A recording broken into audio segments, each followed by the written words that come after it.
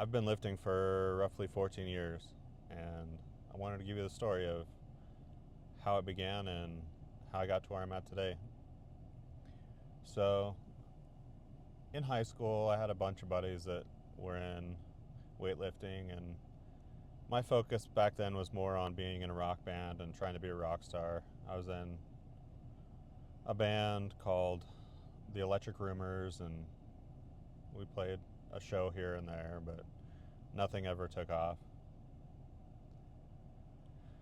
And some of those buddies that were in weightlifting would try to get me to lift with them, and it wasn't my thing. So at some point, I decided I was going to join the Army, and probably should have lifted weights before going to basic training, but I didn't. And so we fast forward to 2011. I'm in Iraq, and we have so much downtime. It's the end of the war. We don't really have a whole lot of missions. And so I decided to start lifting.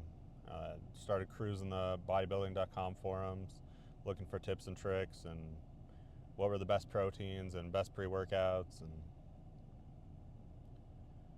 then towards the end of 2011, we transitioned to Kuwait, where we spent 7 months, and that's where I really got into it. We had nothing to do, so I was lifting and doing cardio 2 times a day. And my buddy Shane introduced me to powerlifting and Mark Ripto and the starting strength method.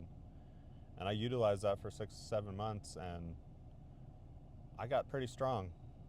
And in the process, I looked into how I could lose weight, and I found If It Fits Your Macros. And I mean, that was the best way for me when we were eating,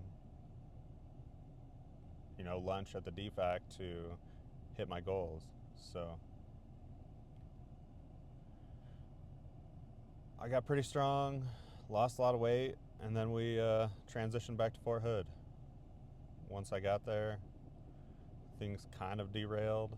We were doing structured Army PT, and it was harder to eat the correct meals. Lots more options, had Popeye's chicken and Burger King, but I was still getting stronger. That's it for today. Look out for part 2 tomorrow.